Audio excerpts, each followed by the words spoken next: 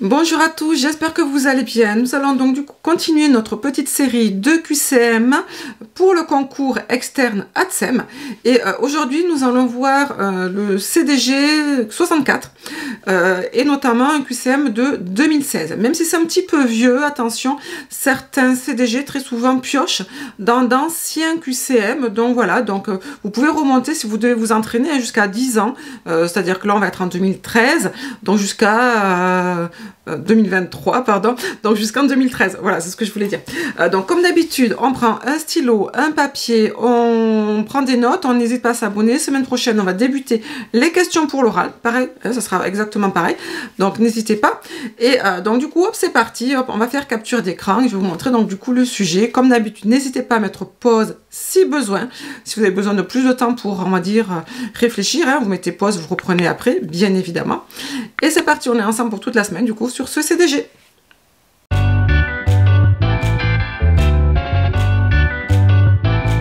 Donc c'est parti, vous voyez, hein, donc du coup nous sommes en session 2016, voilà hein, le sujet. Le barème, chaque question peut comporter une ou plusieurs réponses, chaque question vaut 3 points qui ne sont attribués que si le ou les bonnes réponses sont valables, hein, voilà. Réponse incomplète 0, absence de réponse à la question entraîne pénalité de -1.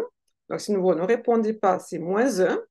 Et chaque proposition fausse cochée entraîne une pénalité de -1. C'est-à-dire que là, par exemple, s'il y a, imaginons, hein, 3 bonnes réponses, et si vous n'en mettez qu'une, ben, du coup, vous aurez 2 pénalités en moins, -1 et -1, donc -2. Voilà. Donc voilà, bon. Pour faire plus simple, nous, ce qu'on va faire, donc soit vous calculez, vous restez sur 7, on va dire, sur ce barème, soit vous comptez 1 ou 0, voilà, en fonction, hein, d'accord, voilà. Alors, on est parti. Alors, dans le cadre des temps d'activité périscolaire, vous animez un atelier avec des élèves de 3 à 5 ans. Quelles affirmations sont exactes?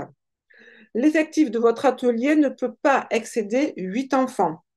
Vous décidez seul d'utiliser en tant que de besoin le matériel de votre classe pour faire fonctionner votre atelier. Vous pouvez faire un compte rendu de l'activité aux parents qui vous sollicitent en fin de journée. Votre salle de classe habituelle peut être utilisée dans le cadre d'une convention signée entre la commune et l'école. Vous pouvez reproduire des ateliers pédagogiques conçus par l'enseignant afin de renforcer les apprentissages. F. Un enfant qui refuse l'activité ne doit pas être contraint. Donc, comme d'habitude, je vous laisse à peu près quelques secondes. N'hésitez pas vraiment à mettre pause si besoin. Et puis, on prend après pour la correction.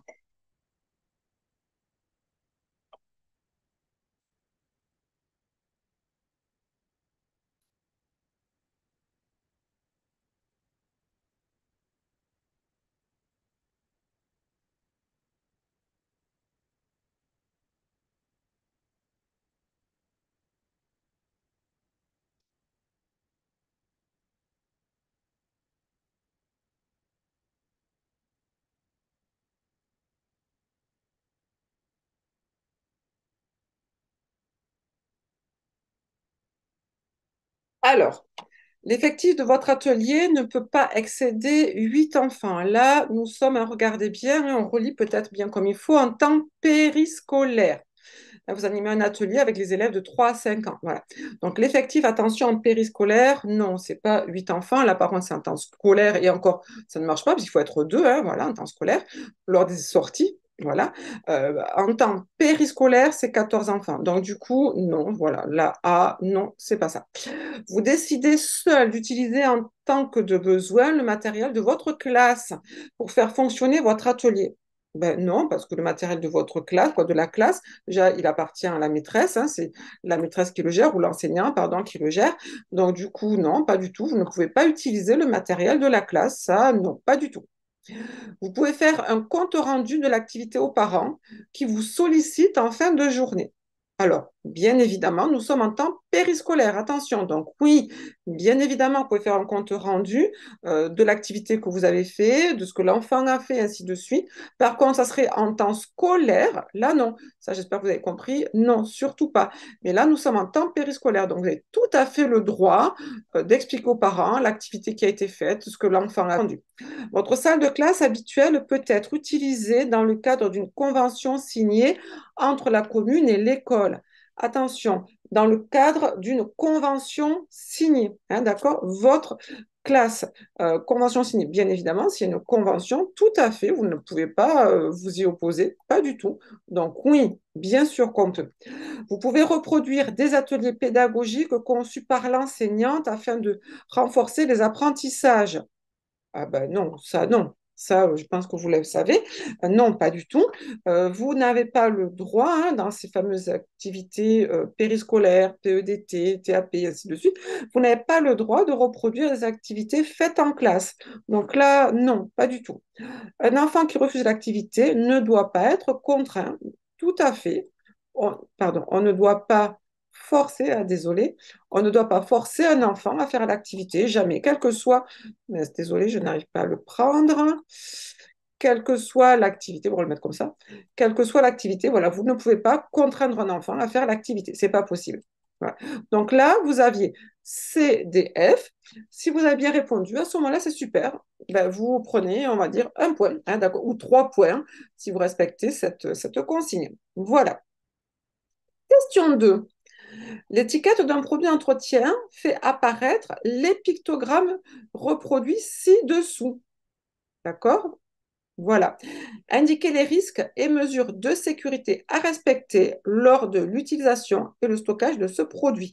Indiquer les risques et mesures de sécurité à respecter lors de l'utilisation et du stockage de ce produit. Utilisation, stockage. On lit bien comme il faut avant ce qu'on nous demande. Ce produit est dangereux pour la santé. Ce produit est explosif. Il doit être stocké séparément des autres. Ce produit est corrosif. Il peut ronger les surfaces et matériaux. Ce produit doit être stocké en le séparant des produits comburants. Ce produit doit être manipulé avec des EPI. Ce produit peut être transvasé dans une bouteille d'eau vide à condition d'y apposer une étiquette avec toutes les informations et précautions d'emploi retranscrites.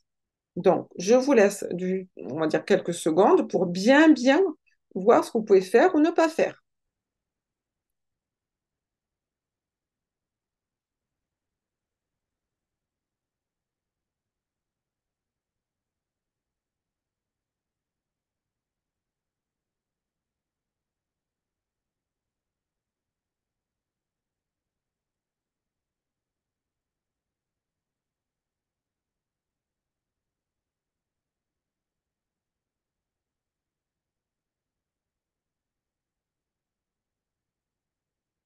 Alors, on reprend. Donc là, ce pictogramme, hein, qu'est-ce que ça nous indique? C'est je flambe. Donc ça brûle. Hein, voilà. Il peut brûler. Là, ce symbole, hein, c'est nocif. Nocif, irritant. Je flambe, nocif, irritant. Donc maintenant, ce produit est dangereux pour la santé, ben oui, c'est lui, hein, nocif, irritant. Donc lui, oui, bien évidemment, je suis nocif pour la santé puisque je peux irriter. Hein, voilà. Ce produit est explosif. Ce produit est explosif. Est-ce qu'il peut exploser? Non. On a vu, il peut flamber, mais il ne peut pas exploser. Ce produit est corrosif. Non. On a vu, il n'est pas corrosif.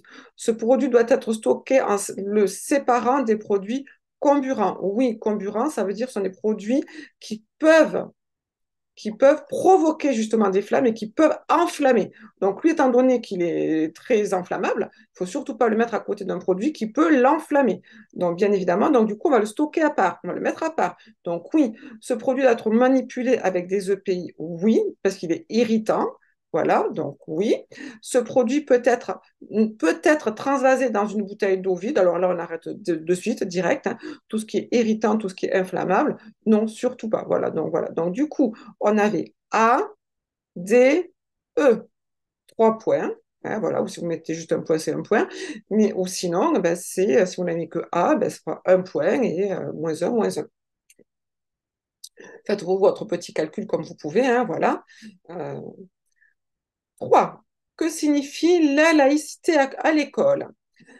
L'interdiction pour les élèves et les personnes d'adhérer à la religion de leur choix, l'obligation pour les personnes de faire preuve de neutralité sur le plan religieux au sein de l'établissement, l'interdiction de s'exprimer sur des sujets religieux dans les enseignements de quelque manière que ce soit, le rejet de toute violence et discrimination liée aux convictions religieuses d'une personne, l'interdiction du port de signes ou de tenues manifestant ostensiblement une appartenance religieuse. Je vous laisse réfléchir quelques secondes et on corrige.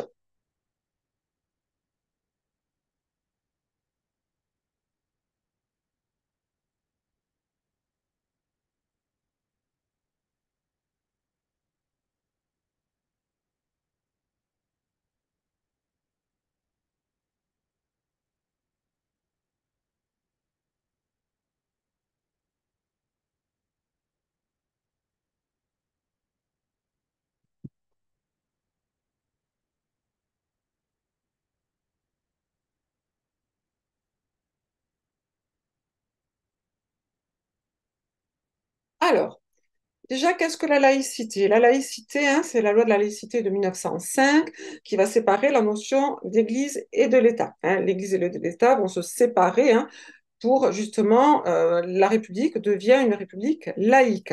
Donc, qu'est-ce que ça veut dire justement une République laïque et notamment une école laïque, hein, d'accord? Donc, on vous dit l'interdiction pour les élèves et les personnes d'adhérer à une religion de leur choix. Alors là, c'est le mot interdiction. Non, bien évidemment on peut tous adhérer à la religion que l'on veut. Donc, non, la laïcité, c'est pas du tout l'interdiction d'avoir une religion, pas du tout. L'obligation pour les personnes de faire preuve de neutralité sur le plan religieux au sein de l'établissement. Exact. C'est une obligation. Ça fait partie même de ce qu'on appelle les devoirs, hein. Voilà, c'est votre devoir de neutralité. Ça sera au sein de l'établissement, mais ça sera au sein également de tout dans le domaine public, hein. Voilà, il faut faire preuve de neutralité quand on va à la mairie, quand on va dans un hôpital public, ainsi de suite. C'est la neutralité. L'interdiction de s'exprimer sur des sujets religieux dans les enseignements de quelque manière que ce soit. Autrement dit, est-ce qu'on a le droit, oui ou non, en histoire, par exemple, dans le thème d'histoire, hein, dans la matière d'histoire, de parler de religion? Ben, si vous avez des enfants, notamment en sixième, il me semble qu'en sixième, on a justement les religions, hein, dans le thème histoire avec la religion chrétienne, la religion islamique, ainsi de suite. Donc, bien évidemment que non. Le rejet de toute violence et discrimination liée aux convictions religieuses d'une personne.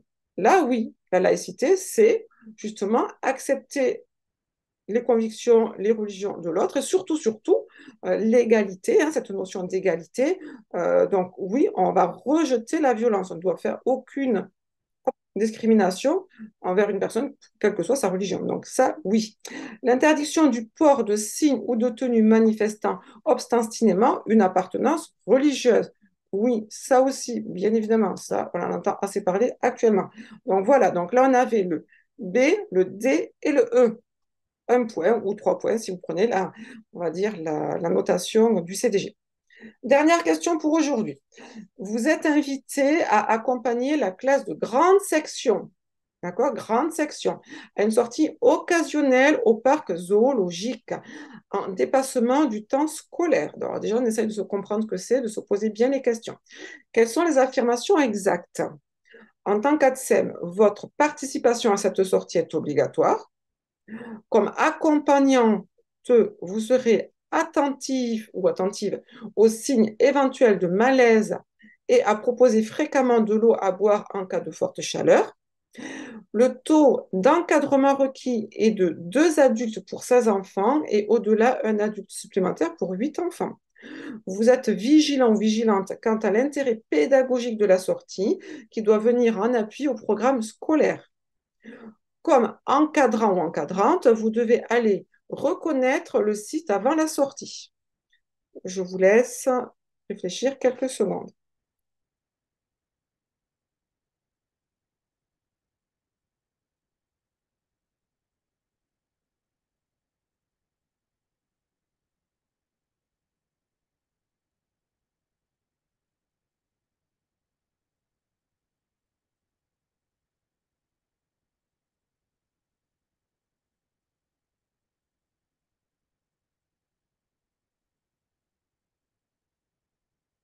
Alors, on reprend. En tant qu'ATSEM, votre participation de sortie est obligatoire. À cette sortie est obligatoire, non. Vous n'êtes pas obligé d'aller à une sortie scolaire, d'autant plus que celle-là, elle dépasse le temps justement scolaire. Donc, du coup, étant donné qu'elle dépasse, bien évidemment, vous n'êtes pas obligé. Comme accompagnant, accompagnante, vous serez attentive aux signes éventuels de malaise et à proposer fréquemment de l'eau à boire en cas de forte chaleur. En fait, on se pose la question, est-ce que c'est moi qui dois être attentive ou est-ce que c'est l'enseignante ou est-ce que c'est une personne, quelqu'un d'autre? Là, on est bien d'accord qu'on est dans la notion de donner à boire à un enfant. Donc, forcément, que si on voit un enfant qui fait des malaises, qui ne se sent pas bien, on ne va pas aller demander à l'enseignant l'autorisation de lui donner à boire. Bien évidemment qu'on va être attentif et bien évidemment qu'on va lui donner à boire si l'enfant en ressent les besoins. Donc oui, ça oui. Euh, le taux d'encadrement requis est de 2 adultes pour 16 enfants et au-delà, un adulte supplémentaire pour 8 enfants. C'est du cours, vous devez le savoir. Bien évidemment, oui. Désolée, j'ai un peu de mal à fuoter. Vous êtes vigilant quant à l'intérêt pédagogique de la sortie qui doit venir en appui au programme scolaire. Alors là, autant vous allez être vigilant quant à la santé des enfants, vous veillez à ce qu'ils boivent et ainsi de suite, hein, autant la notion pédagogique, là, c'est purement de l'enseignante ou de l'enseignant. Donc là, non, surtout pas, vous n'avez absolument aucun rôle dans le côté pédagogique. Comme encadrant, vous devez aller reconnaître le site avant la sortie. Ben là non plus, hein, ce n'est pas vous qui organisez la sortie. Donc non, bien évidemment, votre rôle d'ATSEM ne rentre pas en tout cas dans cette fonction-là. Donc du coup, on se dit du coup à demain pour la suite de notre donc, du coup, CDG 64 2016.